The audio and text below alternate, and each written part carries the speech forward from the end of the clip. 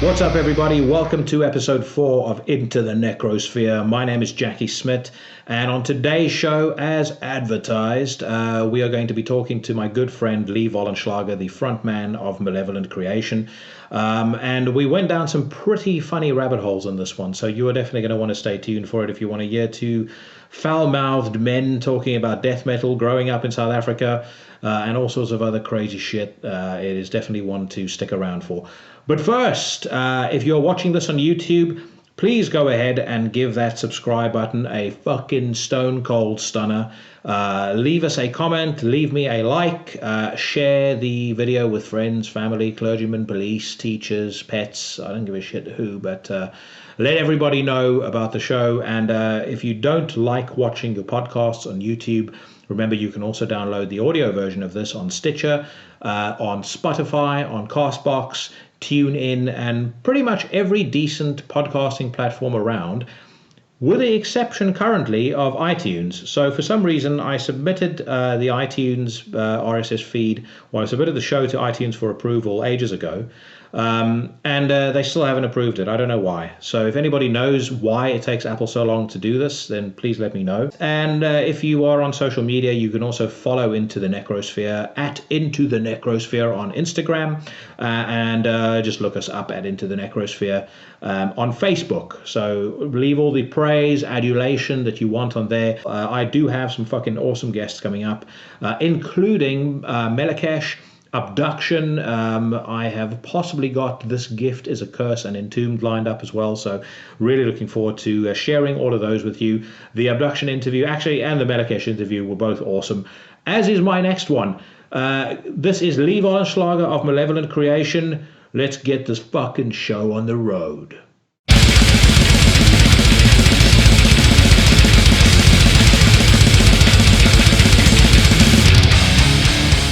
All right, so welcome to Into the Necrosphere. Finally, it's been about 6 months now since the 13th Beast came out. And I have to say, and I mean, I really like the album. I was quite surprised that there wasn't as much of a backlash about the fact that you weren't Brett.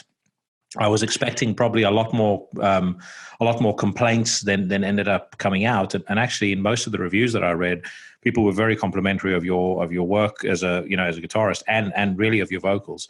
So how do you feel about things 6 months in? This was kind of in many ways a dream come true. So how has everything kind of landed with you? Are you still processing it? How do you feel? Fuck, man. It still feels surreal. It still feels surreal. I suppose it's because we haven't started touring yet.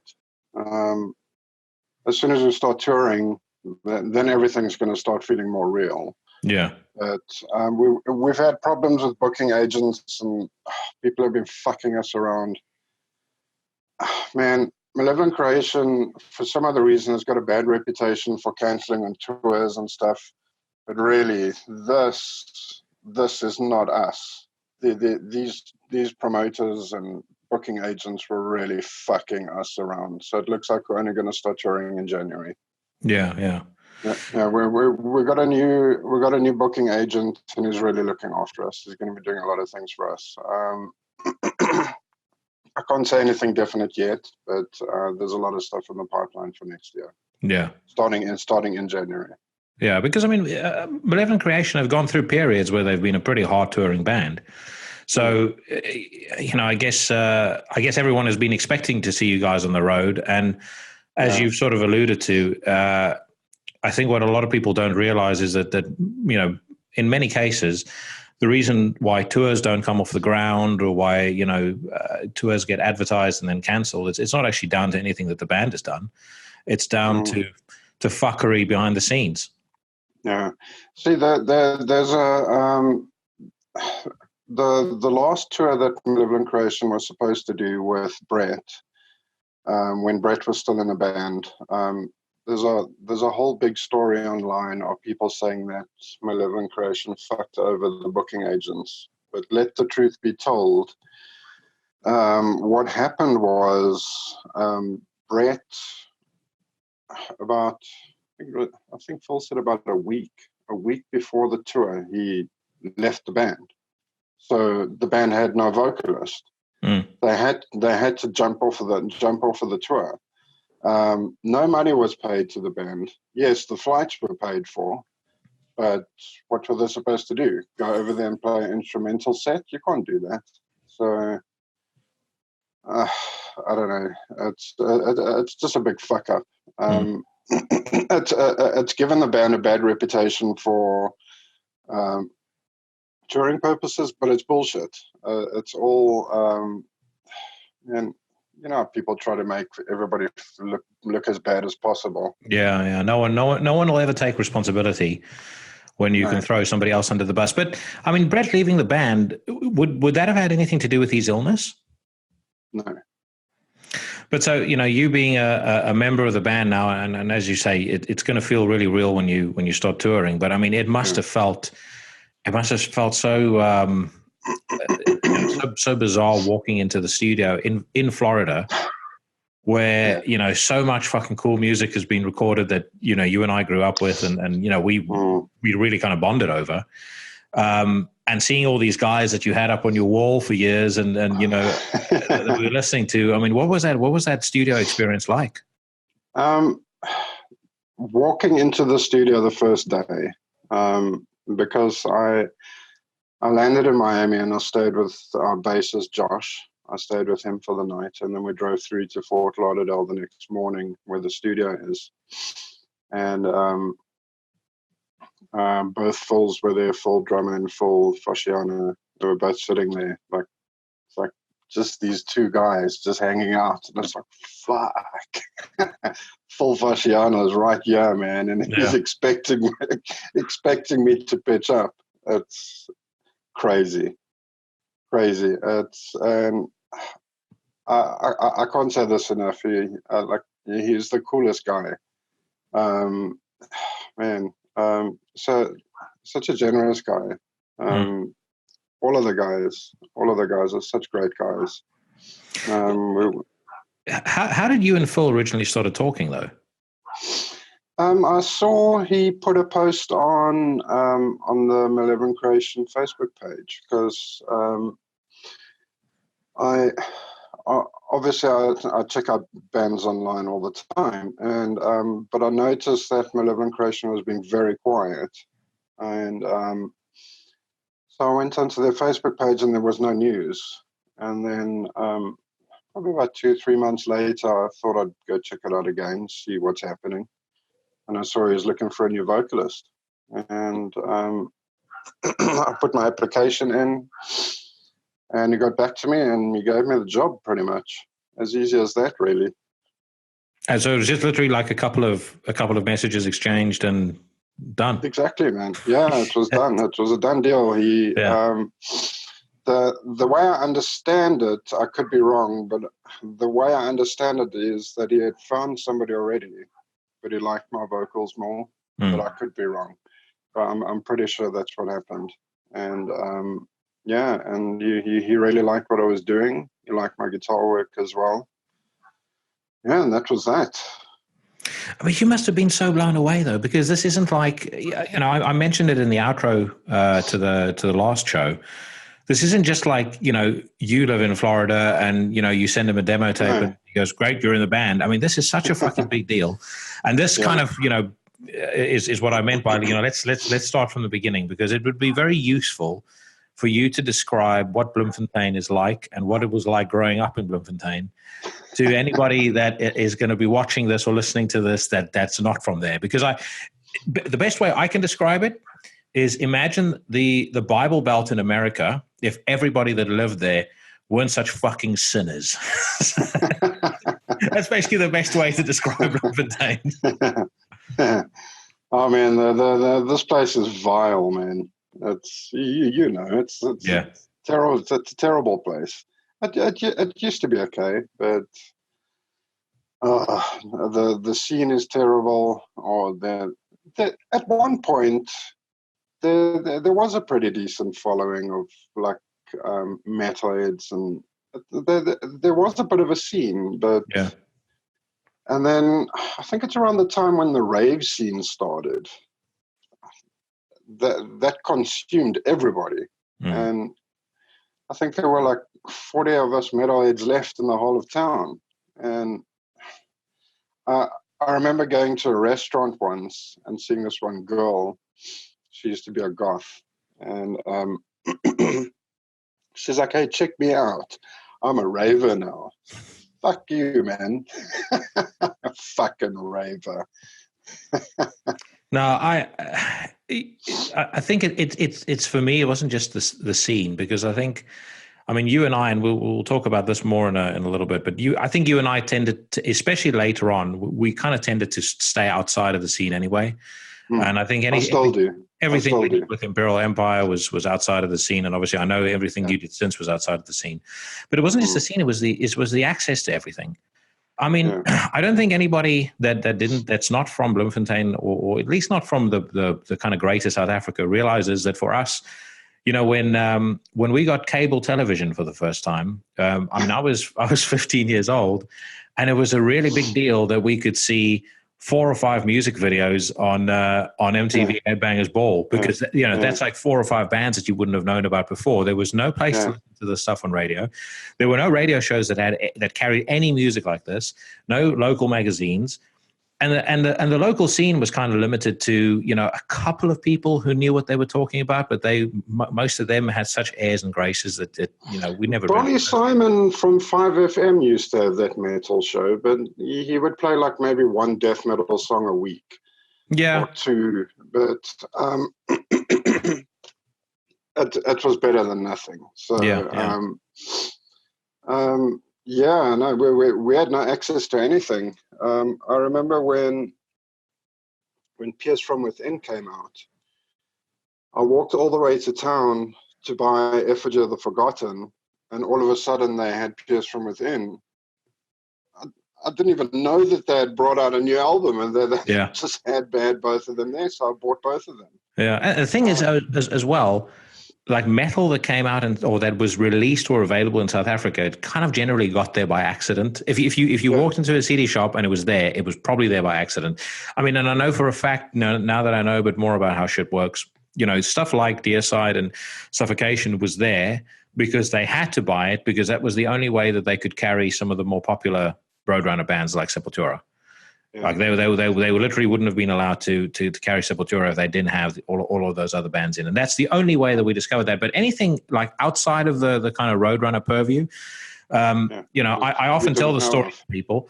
We would literally take a Nuclear Blast catalog, try and translate the German to kind of get an idea of whether this is going to be cool. And generally, if you saw Doom, Death, and Black, you'd kind of go, okay, this sounds like it might be pretty decent. And then you'd place an order, and then you would you'd wait 3 months. Wait for 3 months. Yeah, and then literally like after 3 months, you start rushing to the post box every single day. Like, okay, it's the slip there. It's the postman bean. Is my shit at the post office. You know, and actually, I mean, even ordering was a fucking adventure, because I don't know whether you were ever with us on one of these excursions.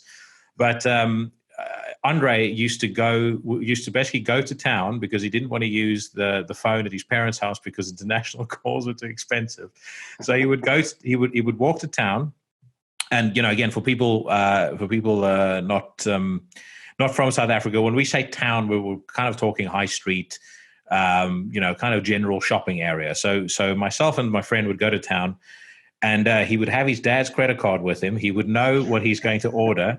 Then he would go to various shops, and a 15-year-old kid would convince the store owners that he was lost and needed to phone his parents. And he would get the phone and place it and stop. And actually, not just place the entire order, he would start placing the order. And then as soon as the shop manager starts getting irritated with him, he would hang up, go to another shop, and carry on.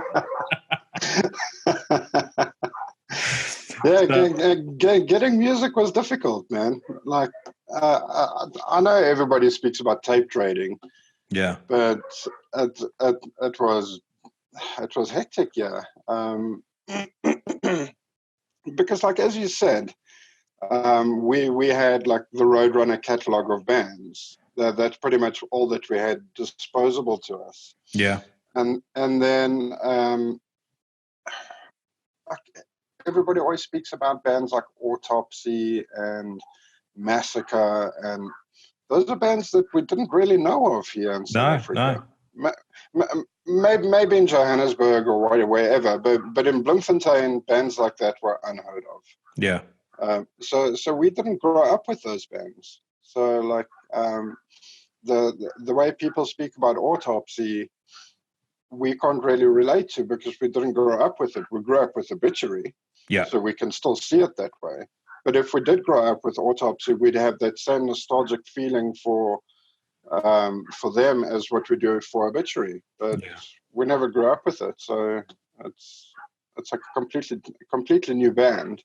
Yeah, and the thing is, you didn't have, aside from the Roadrunner stuff, there was no form of curation of any kind. You literally bought stuff on instinct that you then had to wait 3 months to get. So, I mean, and we discovered so much cool stuff like that. Sam Miles and a lot of crap stuff as well. Yes. Although I will say, I was the first person in Bloemfontein to buy the Jester race.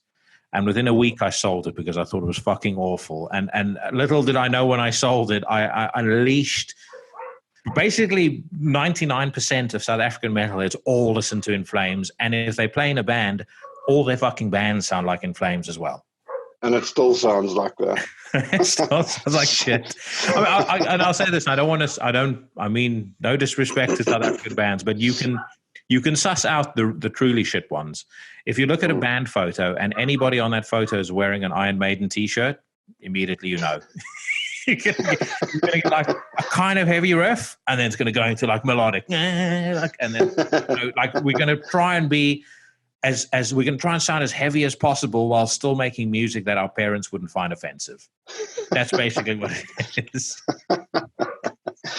Oh man, this scene, I don't know. There's good stuff in the scene as well. Oh yeah, no, for sure. But I mean, I've been away, obviously. I mean, I've not lived there now for, Jesus, nearly half my life. And, I kind of follow it from a distance. I've seen some okay stuff, but what is the scene generally like now? How many people would typically rock up to a metal show, as an example? I don't know. Like I said, I don't really partake in the scene. For the same reason as why we didn't in the past. Everybody's not everybody, but like a lot of people have got attitudes, and like my band's so cool, and I feel bad saying it, but I don't really want part of that. If I go to a gig, I want to hang out with like-minded people. Yeah. Not with people that think they're so great and they're so special. Not all the bands are like that. I'm not saying it's like that, but there are bands around that are like that, and they must get their heads out of their asses because fuck it, man, just chill. We're kind of, we're fighting the same battle. And I remember the short stint we had together with Imperial Empire. I mean, there was so much of that where bands, there's this bizarre kind of competition. They treat being in a band like being part of a fucking rugby team. So you're not. But it's not just that. They play in a. I feel bad saying this, but they play in a shitty South African band. Yeah. And they think they're fucking rock stars. Yeah.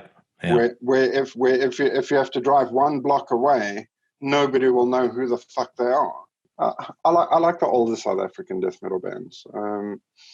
The newer bands tended to go more of the, like you said, the In Flames style, melodic, cheesy.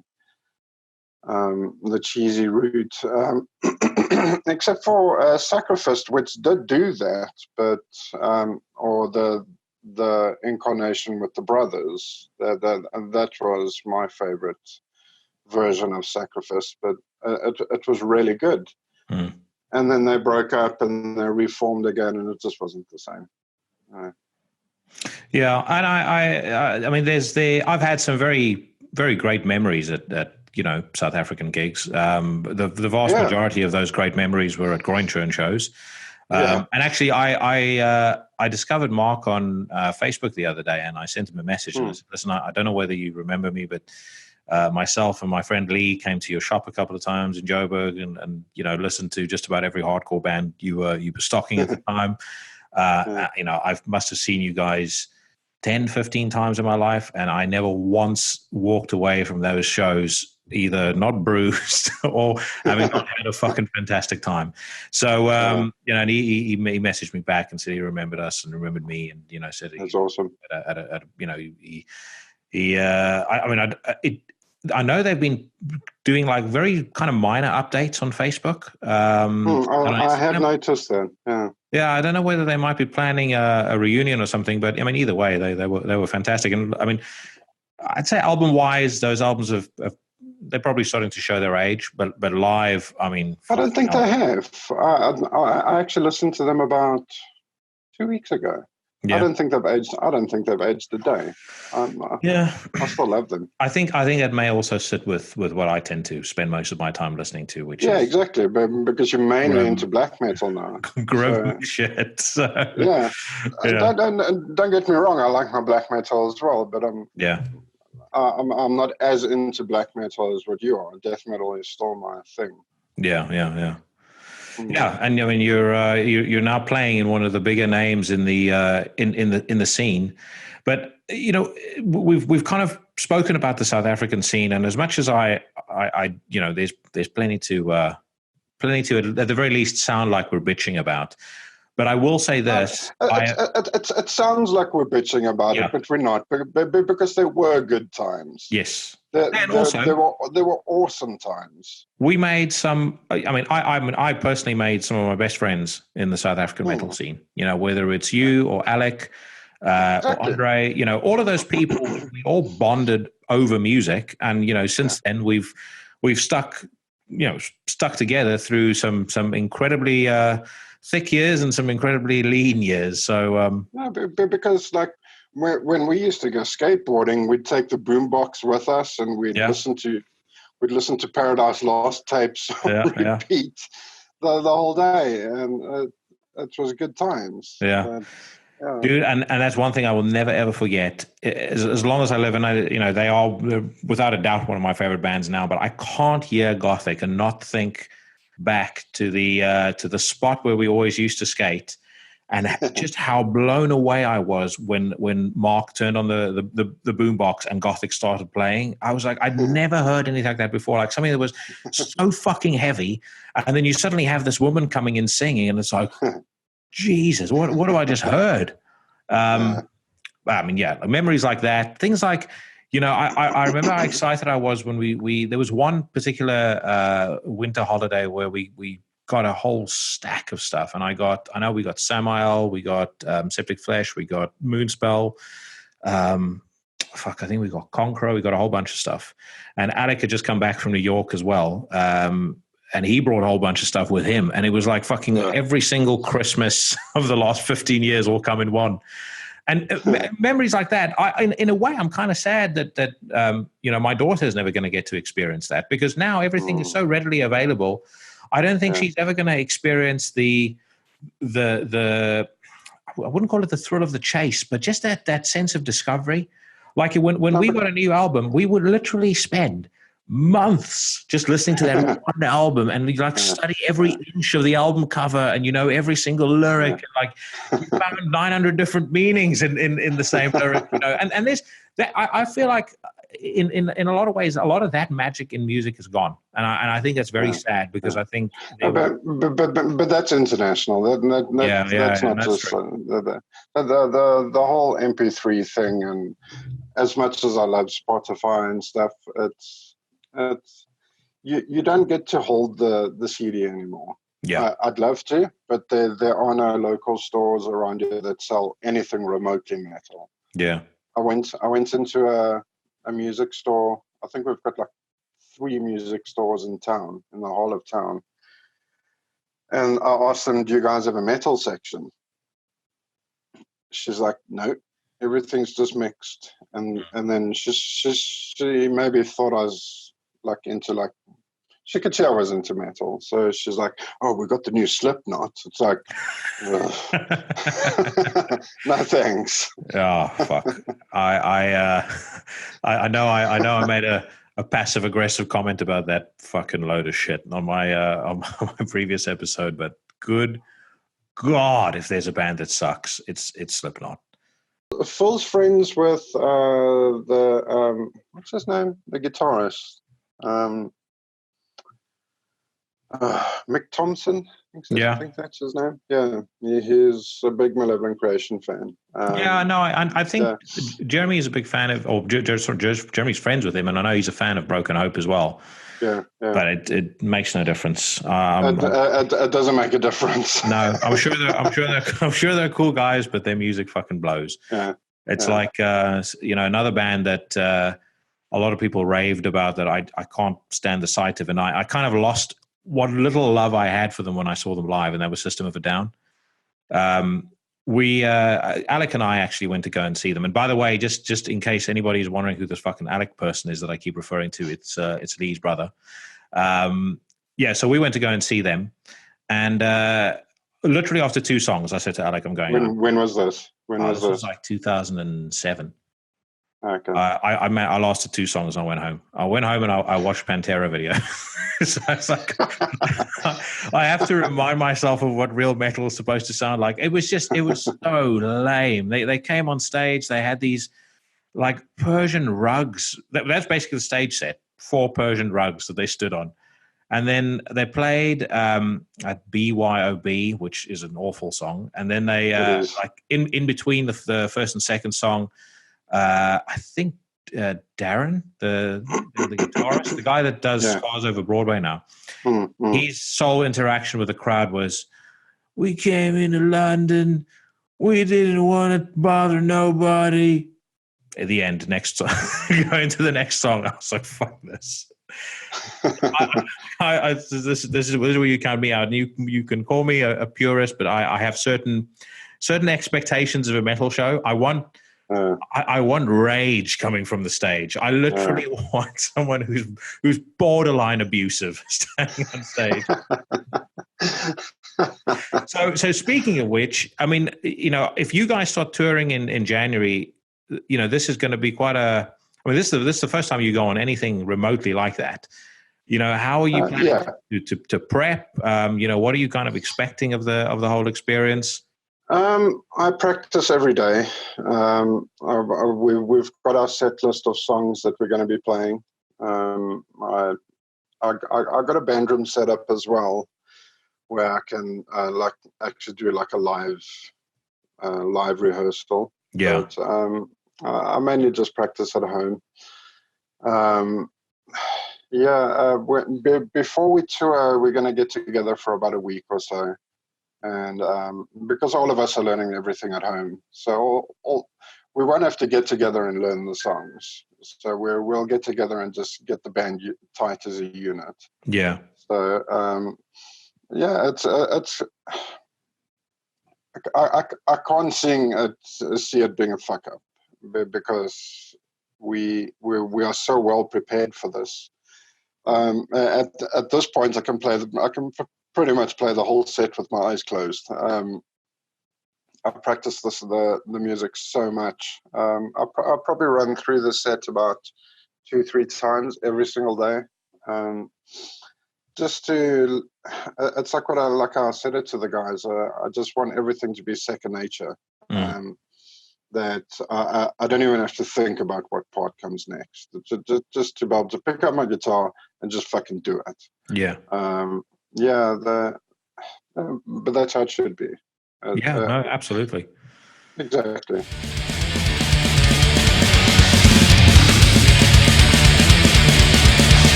I guess in terms of the set list, I know that you mentioned to me when I saw you in South Africa earlier in the year that it was going to be pretty heavily focused on kind of the more groovy stuff and the stuff that you guys know were going to go would go over well live.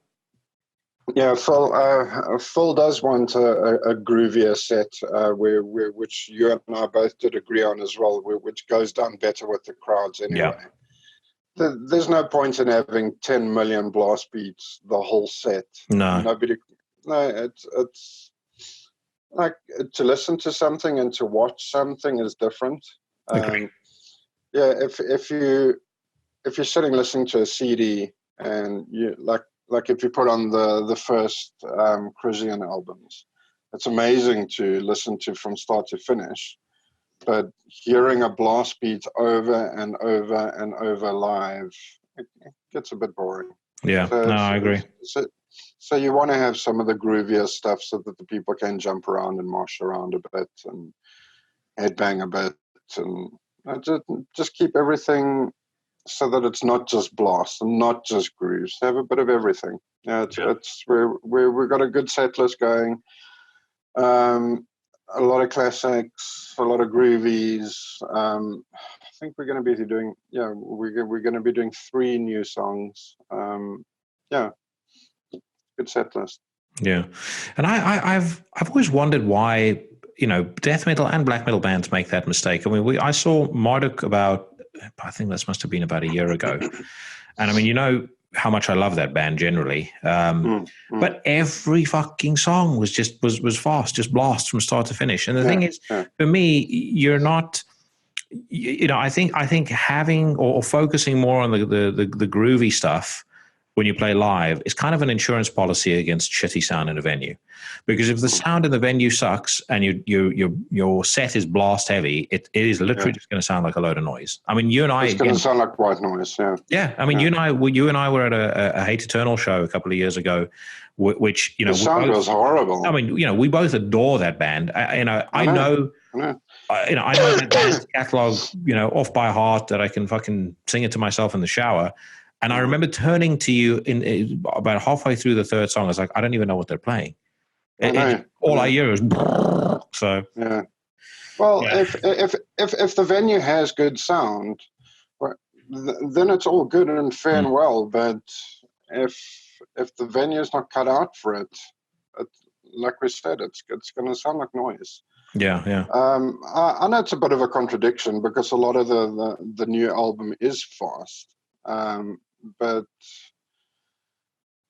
it's not as if we had an idea in mind of this has to sound good live or this has to sound good live. We just wrote music that we thought we liked. Where there was no rhyme or reason or intention for anything written.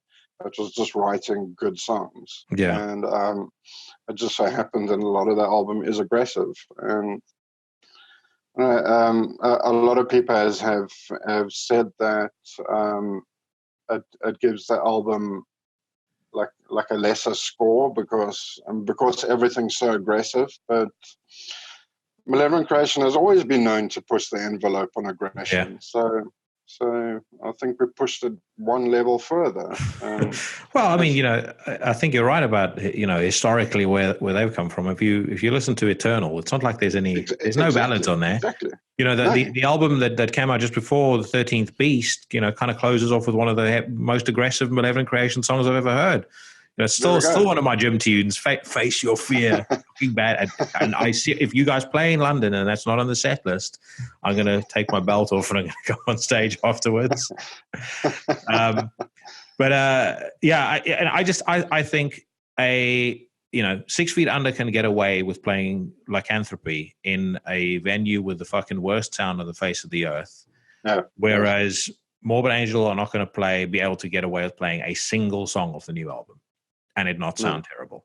No. And that's especially with that sound. Yeah, exactly. And I really like, I love the new Morbid Angel, but the point is, and hopefully, any bands watching this will know or will take heed.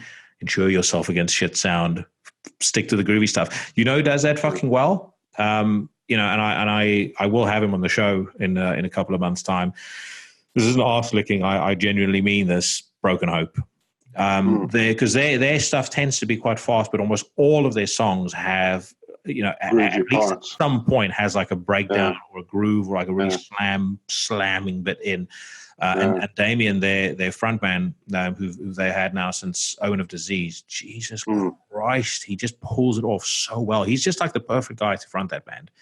I mean, he literally looks like like the cops need to hold him back from the audience. He's like, he's muscled up, he's tattooed up, he's so intense on stage, and all of those old songs, like Swamped in Gore and all that stuff, it just sounds so fucking hard. But again, they do it perfectly. But you told me that they're not touring anymore. Yeah, I don't know. So they've just done a small tour in Japan with Immolation. But I think, Jeremy is, he's got a whole bunch of other stuff that he's doing with his writing and everything like that. Yeah, his books. And generally, I'm starting to notice quite a lot of the road dogs in the industry have scaled back on their touring quite significantly. They kind of go on small tours but no one's doing those workhorse tours where you're playing 60 dates and you have 3 days off. Unless your name is Napalm Death or Dying Fetus, I don't see a lot of bands doing that. Yeah. Well, you got to remember a lot of these older bands, these guys are getting old. Yeah. So like you just mentioned 6 Feet Under. Like Chris Barnes' vocals now. I watched a video probably about a week ago. I watched it. I can't remember where it was. I don't know if it's from age, but man, his vocals are shot. He used to have awesome vocals. He was amazing. Like we always used to like like praise the guy. But, I think both of our, definitely for me, kind of my original stab at doing vocals was entirely based on him. So, exactly. Yeah. You tried to outdo him. Yeah, basically.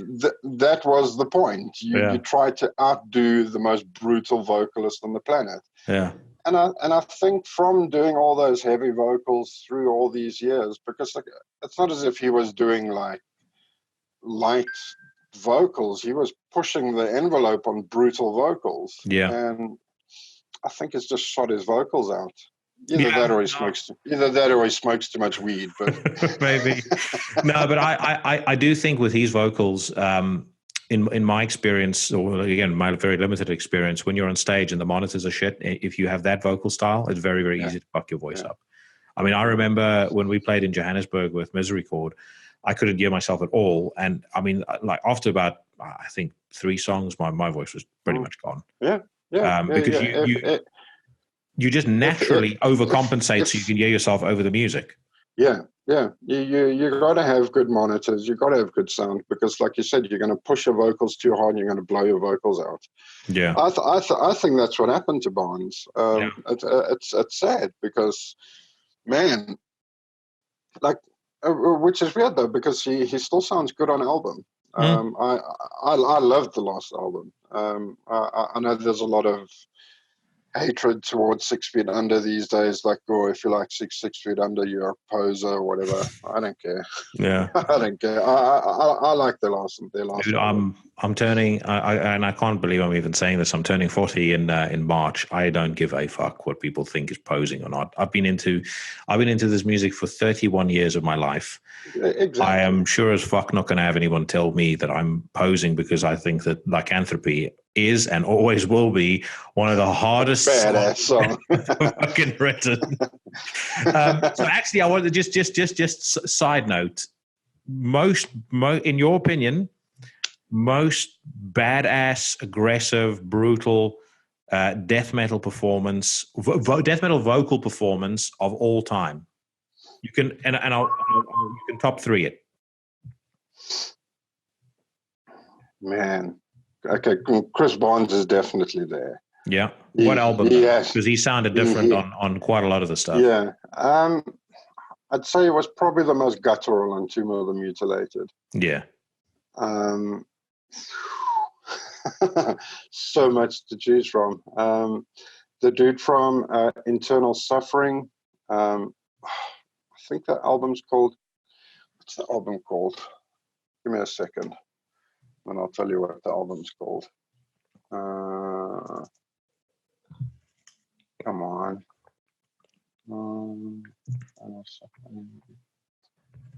Yeah, I thought so. Corazonic Force Domination. Fuck Yeah. me. Oh man, that guy's vocals are awesome. Yeah. But I don't know. Maybe Frank Reaney from Internal Bleeding. Yeah. The old Internal Bleeding days. Yeah. Have you listened to that new Internal Bleeding album yet? Yeah, I love it. I love it. I think it's fucking amazing. I think it's one of the hardest albums I've heard in a long time. Just balls out aggression. I like it that they've gone back to using deep death metal vocals. I like the high pitched vocals. I think it fitted well. Yeah. But because I'm an old school Internal Bleeding fan, I think the deeper vocals work better. Yeah. Like the more Frank Reaney styled, deeper death vocals. But I don't know, there's this whole movement of slam these days where everybody's just doing fucking pig squealing vocals. Oh, that's fucked up. I don't like that. And so if I give you my top 3 death metal vocal performances of all time, it's just as opposite to slam as you can imagine. So I'm going to go from 3 to 1. So number 3, Frank Mullen on Pierce from Within. I know a lot of people prefer Effigy of the Forgotten, but Pierce from Within, you can hear what he's saying, and he's saying a bunch of very fucking mean stuff. So and the way that he says it sounds awesome. I mean, there's one song, I can't remember the name off the top of my head. There's a bit where he says, "Human life means little to me." And then number 2, David Vincent on Covenant. I thought you meant the most brutal vocals. No. So my favorite. So when I say so badass, aggressive, brutal, like just the in your opinion the 3 best performances. Oh man, yeah. So that changes. David Vincent's definitely there. Yeah, Steve Tucker from Formulas is there as well. Oh yeah. That's very good. I have my number 1 though. That's completely undisputed, and I don't like his new much. I know what you're going to say. What? And it has to be Mike DeSalvo. No, it has to be. It's Glenn Benton, first Earside album. Yeah. I don't think. I actually personally don't think a human being has ever been recorded that sounds so angry for fucking... And so evil. Yeah, for 28, 29 minutes, however long that is. I will never understand why, and I'm sure it's from touring and just from kind of using his voice, as frequently as he did. So it's definitely in the old days. But, that kind of sort of scream growl that he used to do, that was fucking perfect for that band. I don't know why he ever stopped doing it. I know. I don't know. I suppose it has to do with the fact that he hates Legion, and that's where he did the shouting, like almost shout death metal vocals the best. Yeah. And he hates that album, so I think he wanted to pull away from that sound completely. But I'm speaking under... Yeah, I could be completely wrong, but maybe that's why he doesn't want a vocal like that anymore. No, maybe. I mean, I know... I kind of feel like he hit a certain sort of vocal style in Once Upon a Cross, and then it feels like everything after that was kind of just an evolution from Once Upon a Cross. And there's been some Deicide albums since then that I've really liked, but there's nothing that has the staying power of the first album. I mean, that's an album that to this day I will still listen to at least once a week. I absolutely fucking love it. I think every single song is perfect. Every single song is super catchy. When they play it live, it's always the songs off the first album that get the biggest response. The weird thing for me is somebody mentioned it to me the other day. I must still go through the album and make sure, but there's no real blast beats on that whole album. there's skank beats, but there's no real blast beats. Well, there's on weird. Sacrificial Suicide. I mean, if you listen closely, especially with this hi-fi setup that I have at home now, I mean, you can hear Steve basically just missing beats completely. Like it's like the way that he's playing is just so unhinged. It's like he's basically just hitting whatever is there, and he's become such a fantastic drummer. And I've always loved about his drums. I think I've described this to you before. But it's kind of like the bass drum is sort of chasing the beat, the way that he plays. Yeah. It's kind of smacking the beat forward. I don't know how else to describe it. If you hear the best example of that to me is on Christ Denied. It's like it's only him that plays like that, and it sounds so fucking cool, especially because it works so well live. And I mean, he's such a nice guy anyway. But Steve is the same as Paul Mazurkiewicz. If you had to take those two drummers out of those bands wouldn't sound the same. Yeah, 100% agree. That if Cannibal Corpse had to get another drummer, they might as well shelve everything and just start a new band. Yeah, no, I agree. It's going to sound completely different. It just won't work. Like the simplistic drumming that Paul Mazurkiewicz does for Cannibal Corpse works so well for them. Yeah. Well, it's like taking David Gray out of Acrococker. My thoughts on Acrococker. I've been this past weekend. I spent an extraordinary amount of time listening to the Antichrist Imperium, and he's got a way of blasting that's just it's like a fucking Gatling gun that's going off. Even on the album, he makes mistakes. Yeah, but because you can hear it clearly because it's clean tone guitars with blast beats going over it, and you can hear he's fucking up. But who cares? It's got conviction, and that's what makes it awesome. Yeah, that's the thing for me with all great music, and this is why I've never liked stuff. I never liked stuff like In Flames. It always lacked the conviction to me. You know, like if I listen to Go to Mendes, or I listen to Corazon, or both of those last two Antichrist Imperium albums, there's so much conviction there, and I've always said I want to. Part of why I loved someone like Phil Anselmo so much is no matter what he's done in his personal life, when he's on stage, I believe every single thing that he says. And I believe the entire act is 100% legit. Same as Mortis from Marduk. It's the same as Glenn in the Legion days and on the first album. Like you just believed every single thing was 100% legit. But that's what I want. I don't want to be taken out of the fantasy. So, I want when I go to a show, I want an experience. I'm not interested in seeing a band look like they're rehearsing. Yeah, I mean, I'll never forget. You've got to put on a show. You can't just stand there looking at each other's, looking at the fucking your bandmates and just strumming along. You've got to give a show. People are paid money to watch a show. The most unforgivable thing that a band can possibly do on stage, smile in between songs. The first time that I see a smile, I'm asking for my money back. I don't want any smiling. I don't want any laughing. I don't want any jokes. Nothing fucking pisses me off more. When we play London, I'm gonna say a 5-minute joke before every single song. You're gonna treat it like you're the master of ceremonies at a wedding in between songs. Yeah. By the way, as you guys go out to get yourself a beer, this one is called Malevolent Creation. By the way, dude, I can't wait to hear you do that song because I remember I've seen Malevolent Creation quite a few times, but I remember seeing them do that song with Brett, and Jesus, they just fucking leveled the underworld. I think that was one of the few times in the last kind of 15 years that even I came out of marsh retirement because you can't not. So I'm super excited about seeing you do that. But I wanted to ask you, how much of the new album did you? As far as the writing on the new album is concerned, how much did you actually contribute to? Music or lyrics? Music. Music, I wrote quite a lot of it, which was pretty cool of Phil.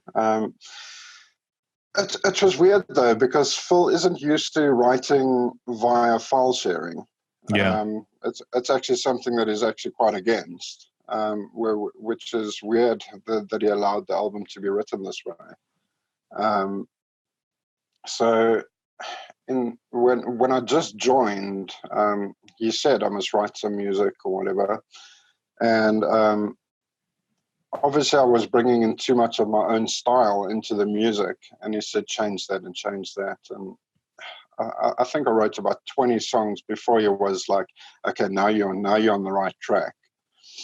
So it took long, but luckily I write fast. I must have written about, man, I must have done about 60, 70 songs. Jesus. Okay. Yeah, like of the stuff that I sent to everybody, must have been about 40 songs that I sent to everybody. I sent them so much music. Every day I would have something new. But it took a while to be able to get the style right. Yeah. Because there's certain things that with my own music that I did learn from Malevolent Creation, with all the not bendy notes, like shuffling of notes. I've used that in my own music, but not the almost thrashy type of sound. Okay, they dropped the complete thrash sound many albums ago. I think they dropped that around Stillborn, but that thrash element is still there to a certain degree, and I've never really written in a thrash style ever. So it was a bit different for me to write. You can get why why that would have been there though, because those are all guys that would have grown up listening to thrash. Thrash is massive in Florida. Yeah, I was about to say, I would imagine all of them listen to Creator, all of them listen to Sodom. So because as we were saying earlier, we didn't really know Creator. Yeah, at home, and so I've through Phil, like always speaking about them, I've listened to them and I really enjoy them.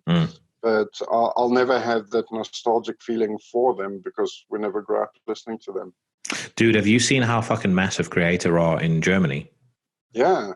I couldn't believe it. I mean, they're like Metallica size in Germany, like absolutely enormous. Yeah. But that's actually been a band. I agree with you. It's, not something I listened to much growing up. Thrash for me was sort of limited to Metallica, Metallica. I've developed a real appreciation for Creator. I really started to like Sodom. I discovered a bunch of older thrash stuff, Death Angel, things like that. But yeah, I was amazed by how massive Creator is. Actually, sorry, and I should add Testament. Testament. Testament are amazing. Yeah, Testament. I liked when I was in South Africa as well. I'm probably a bigger fan of them now than I was then. Yeah, me too. Those guys, to me, it staggers me that a band of their seniority can still be making the quality of music that they bring out. I mean, that last album of theirs, Brotherhood of the Snake, masterpiece. Dark Roots. When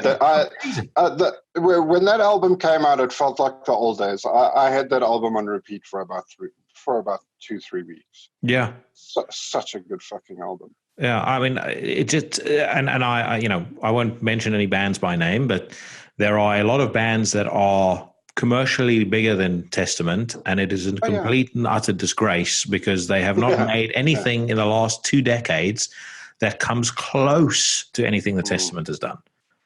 I think Chuck Billy as a front man as well, the stuff that guy can do with his voice is fucking staggering. I know. Have you heard the Sepultura auditions that he did? Yes, I did. Yeah, that was awesome. It's like, man, why didn't you guys choose him? I really like that. I've always been a big fan of Derek, though. I've seen Derek live quite a few times, and he's always been really cool. I've always thought on stage he's a great presence. He suits the newer Sepultura stuff, and I actually a lot of people will disagree, but I genuinely really like some of the new Sepultura stuff. The kind of post-Max music. He sounds good live, but I don't like him on album. I don't know. I think he comes across better live than what he does in the studio. He's a great presence live partly because he's so massive. I mean, the dude is like 6'7", 6'8", 6'14". I think when they probably first got him in the band, they just figured if anyone boos us, he'll just fuck them up. Anyone in the front row says anything, will probably be too terrified to say anything bad about him. No, because it's like in that one music video that they did, they covered a U2 song. Yeah. Bullet the Blue Sky or something like that. I don't know U2, but he rides around on that bicycle, and that bicycle looks tiny on him. Yeah. that guy is huge. Have you heard the pop stuff that he makes? He does. I don't want some other pop project that he does called Maximum Headroom. It's not bad, mate. I mean, I know it's pop, but it's not like shit pop. It's like 80s pop. But I've got an 80s pop playlist that I listen to at work for the non-metal clients, and I've been listening to a lot of 80s music lately. For non-metal clients, mate, that's when Inquisition comes on. No, the other day I was tattooing one of my friends, and we're listening to. I think we're actually listening to Vital Remains, and then a girl came into, or a lady. She must have been about 45. I don't know. I can't remember. She came in. She wanted a piercing done, so Bianca came in, and then she helped her. And then I said, "Just excuse the music. I got a metal client." Yeah, and she's like, "Switch it off." Like, what the fuck, man? Like I said, mate, fuck yourself. The only thing that she would hear straight after that is just the goats bleating and Satan's born the cargo divine. By the way, again, as intros to an album, is that not the most fucking sinister thing ever? Like, again, it's a bit like The Exorcist. To this day, there's not a single person I've ever played Legion to that, that's not into metal, or that doesn't know death metal, that doesn't like. You can see they're visibly shaken when that song is done. Listen, I remember when Legion came out. My cousin came over, and the last thing she's into is metal. And she was sitting there, and I was listening to Legion. I was reading her the lyrics out while Glenn was barking them out. She's like, "No." You know something though, just touching on his vocals again, something that I've always loved about him, and why he'll always be my favorite death metal vocalist of all time, especially those first three albums. The rhythm and the pacing in his voice is it's unbelievable. And I know in his private life he listens to quite a lot of hip hop, and I've always wondered whether that doesn't inform what he does as a vocalist, because with a lot of great vocal patterns. Yeah, well, I mean, with a lot of old hip hop, the vocal is the hook. It's not. Until they started the fucking R&B crap. It was basically a bass line, a beat, and the guy would vocal, and the vocal would be what kind of got you hooked. And with a lot of the older stuff, Glenn really does, like his vocals really are what hook you, because a song like I'm trying to think now. Anything off the first three albums. Yeah, well, in Hell I Burn. That's a perfect example of where the vocal is the hook. In Hell I Burn for Satan. It's like that's such a cool rhythm to it. But yeah, I've always, that's just a random thought. But I've always wondered, whether or not it's because of the fact that he listened to hip hop that he did that. And I've always wondered why so few other death metal and black metal vocalists kind of don't do more of that, don't pay more attention to the way that they're using rhythm in their voice, because when it works so unbelievably well. I think of all the great lyrics that you know, especially in the music we listen to, and most of the time it's because of the rhythm in which it's delivered. So you have to have good vocal patterns, otherwise it's just going to be a mess. Yeah, no, completely. I mean, a lot of the, like, especially the sort of mid to late 90s stuff, everyone was just vocally like, whoa, whoa, whoa, whoa. Whoa. It's like they run out of breath towards the end of the sentence. this fucking sucks, man. Someone somewhere should have told you, don't bother. All right, listen, dude, I'm going to need to split. But thank you so much for coming on the show. We will definitely do it again Pleasure, dude. at some point in the. I've had an absolute blast in this conversation. So we're going to have Me to do too, it man. at some point in the near future. And I want to say, publicly, what I've said to you privately, I cannot tell you how proud I am of, what you've been able to accomplish. You have Thanks, done man. something that I think if I'd go back to the times when we were sitting in your room talking shit, listening to music. Somebody told us that then. I would have told him to go fuck himself. I said, hey, Lee, guess what? In a couple of years' time, you're going to be playing for Malevolent Creation. I think you would have thought I was insane. So, mate, I'm unbelievably proud of you. I can't wait to see you guys play in London. And, from the bottom of my heart, I love you. You're like a brother. And I hope I'll speak to you again very soon. Speak to you soon, dude. All right, dude. Take care of yourself. Yeah. Bye-bye. Cheers, man. Bye.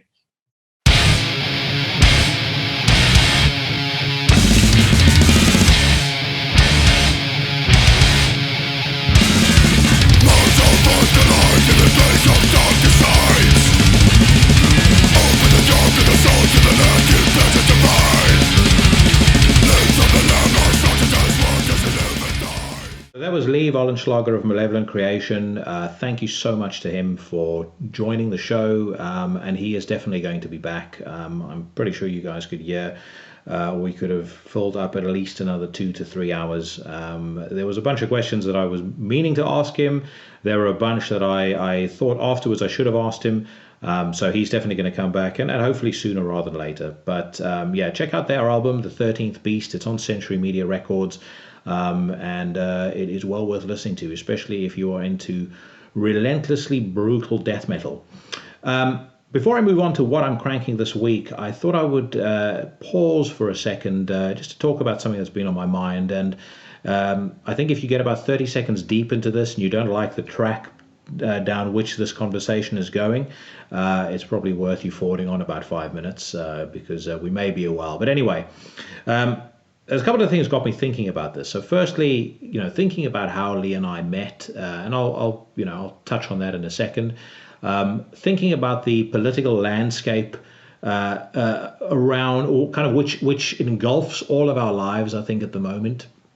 And then actually thinking about an article that I read recently on spiked.com, where the writer proposed that metal had gotten woke, and that metal writers were more interested in pushing bands with a political agenda than they were with actually reviewing good music. And I agree with that to a certain point. I think there are certainly quarters where that happens, and I'm not going to name names, but there's definitely a couple of magazines that have gotten a little bit more politically outspoken than they were maybe 4 or 5 years ago. But the reason I wanted to bring this up is thinking about music and about the friendships that I have formed because of the music that we all like and listen to, and presumably you like, because that's why you'd be watching or listening to this podcast.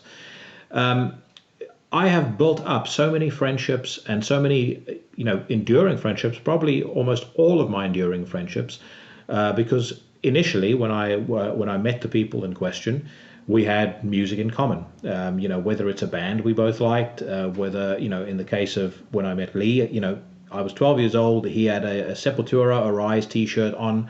I immediately went up to him and said, cool t-shirt, and we got to talking. I think that in my opinion, and this really is just an opinion, I would prefer for the bands that I listen to and the musicians that I enjoy, and actually the actors and actresses in movies that I like as well, to keep their politics to themselves. Because if anybody knows me, you'll know that I'm fairly politically outspoken in my personal life. I would hope that anybody who talks to me about politics would, at the very least, be able to say that the opinions that I have are based on a significant amount of research and at least a significant amount of thinking.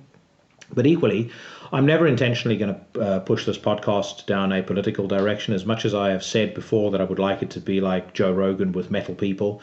And it comes back to what I just said earlier. I would personally prefer if the bands that I listen to and the people in the bands that I listen to kept their politics to themselves. And there's a reason for that.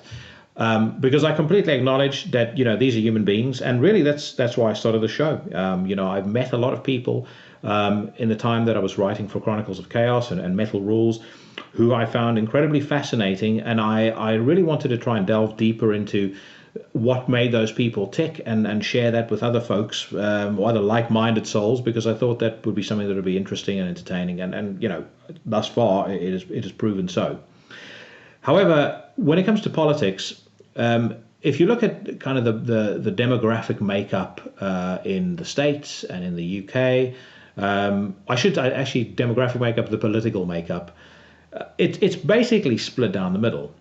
So when you have somebody be in an interview and say that one particular side of the aisle are a bunch of fucking idiots because they believe a certain way, then really it's no longer a case of just respectfully disagreeing with somebody's viewpoint. You are now attacking those people on a personal level. And really when you do that, you're alienating, maybe not half of your fan base, but certainly a portion of your fan base. Now, the musician might argue, well, I don't want those people as my fans anyway, so fuck them. And that's fair enough. That's their prerogative to do. However, music to me and art is, these are the ties that bind society, and these are the things that friendships are formed around. 5 people can be sat in a room and they could speak different languages, come from different backgrounds, have different religions, ethnicities, races, whatever the case may be. If they hear a riff that they like, and everybody kind of feels that kind of grab you by the gut feeling that you get when you listen to a song that you really love, those people are most likely all going to be able to get on, because they may start talking about that, and they will start uncovering after that initial kind of social anchor has laid ground. They might start uncovering all the other things that they're interested in, all the other similarities that they have in common. And so I'm kind of trying to say in what I hope is not a too ham-fisted way, that I think that music is essential, and art generally is essential for social cohesion in the world. I think it's a unifying factor, or a unifying influence and a unifying force in the world. And I think it should remain such. I think that politics is incredibly divisive, and I think that when politics comes into things, I think it creates division, and it's not good for society, and it's not good for the world when things that people could form friendships around and bonds around, when that goes away as well. Especially not in our current society, the current state of the world. So that's my 2 cents on that. If you've made it this far, thank you. If Barney Greenway ever wants to come onto the show and debate politics, of course, I will certainly make an exception to the political discussion. I've interviewed Barney before, and he's a fucking awesome dude. I'd love to have him on the show. And I certainly adore Napalm Death's music. But yeah, for the most part, as much as I want this to be a long-form conversation that delves deeper into people, I will not intentionally ever make it political, and I've just kind of given you guys a reason why. So I'd love to hear your thoughts. Share your comments on the YouTube page, or share it on any of our social media pages. Yeah, that's my 2 cents. And now back to business.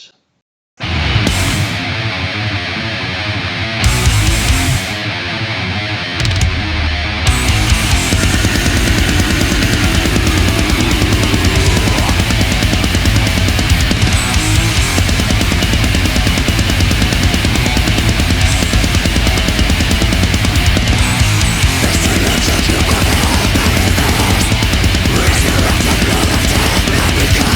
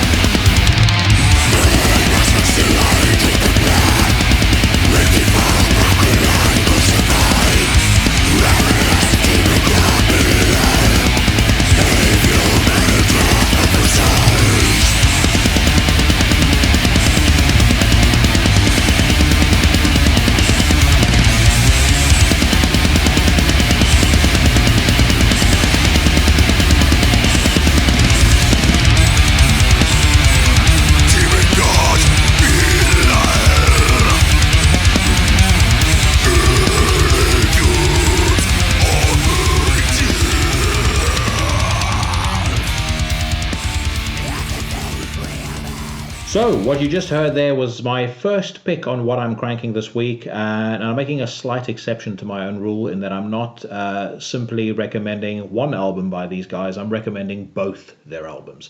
The first record, self-titled, The Antichrist Imperium. The second record, Volume 2, Every Tongue Shall Praise Satan. It's clearly not something that you're necessarily going to want to play your grandmother.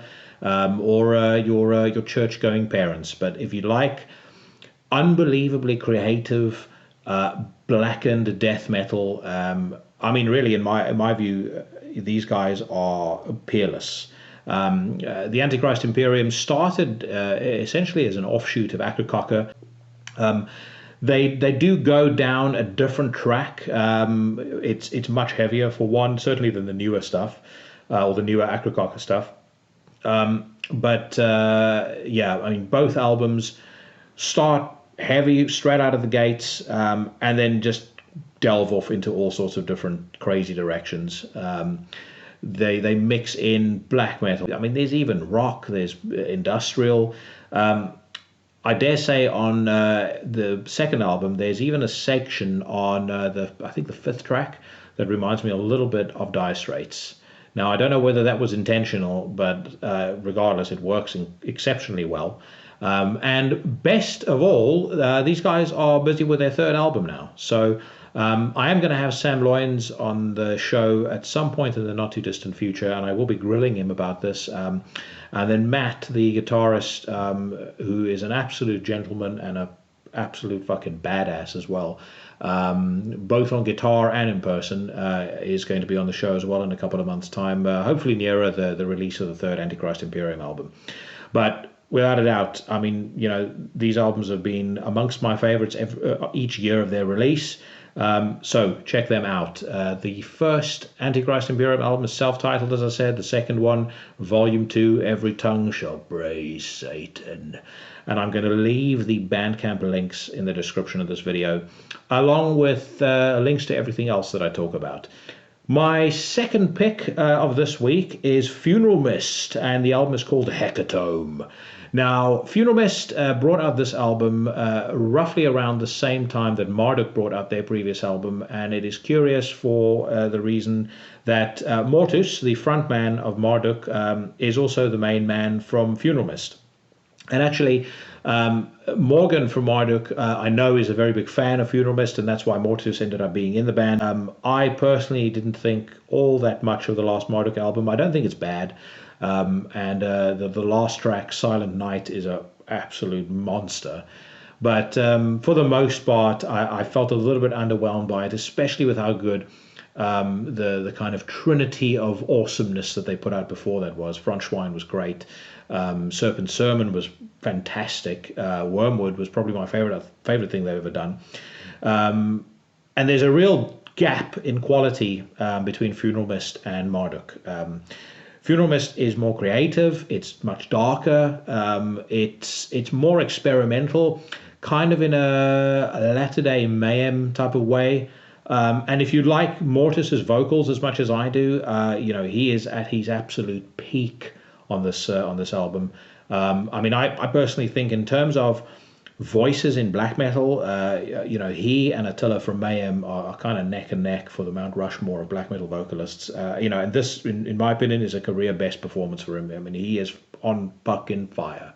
So Hecatomb by Funeral Mist, it came out last year. And I will give you a taste of that right now. So turn up your radio, your hi-fi, your headphones. This is Funeral Mist.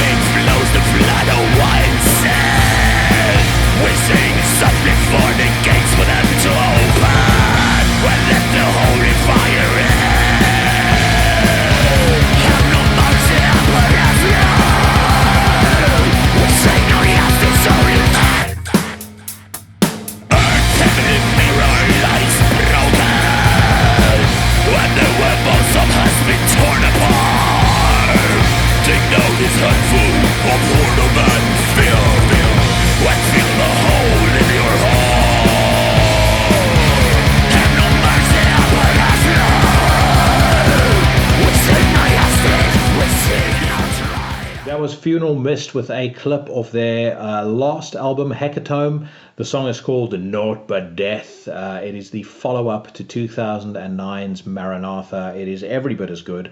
And if you're a fan of Marduk, if you're a fan of Funeral Mist's earlier work, then that most definitely needs to be an album that you need to check out if you haven't done so already.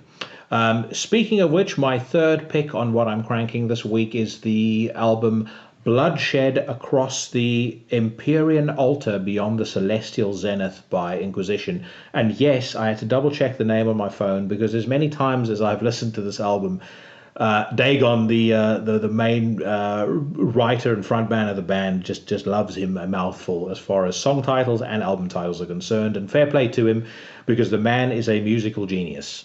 I personally think Inquisition reached black metal perfection pretty much consistently across their last three albums. This album to me is the absolute peak of what the band has done to date.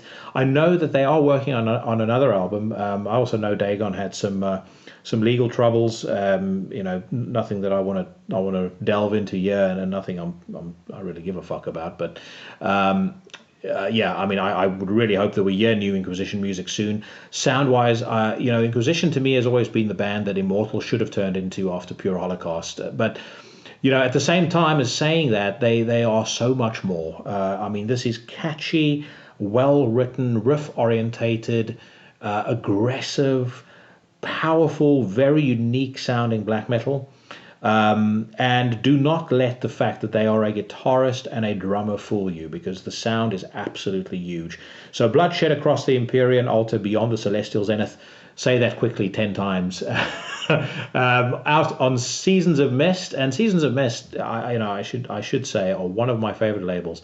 There's some stuff that they've put out that I'm not necessarily the biggest fan of, but I will definitely say them, Relapse, and Apocalyptic Witchcraft here in the UK are maybe the only labels where when a band is released on their label, I'm immediately, at the very least, interested in hearing what it sounds like. And this was no exception. So I will leave you with a clip by Inquisition right now. This is one called Wings of Anu.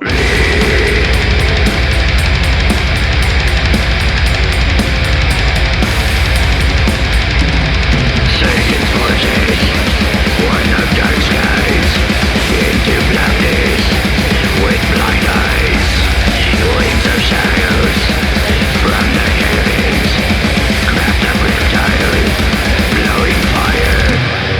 Whoa.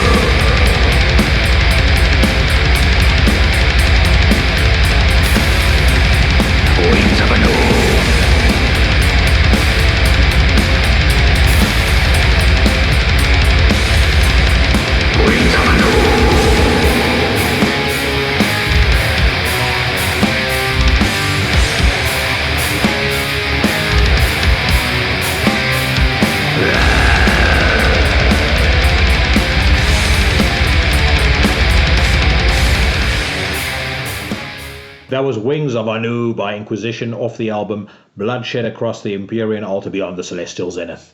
I think we should turn that into a viral video. Who can say the title of the last Inquisition album the fastest? But anyway, as I said, absolutely spectacular. Black metal perfection, in my opinion. And support them in any way that you can. Speaking of support, I would just like to say, as we close out today's show, thank you so much for the support that you have all shown me. I had a few folks reach out on social media, on Instagram, Facebook, etc., and say, a bunch of really nice things about the last couple of episodes. And I am thoroughly enjoying doing this. I hope to continue doing it. I hope you guys have enjoyed it.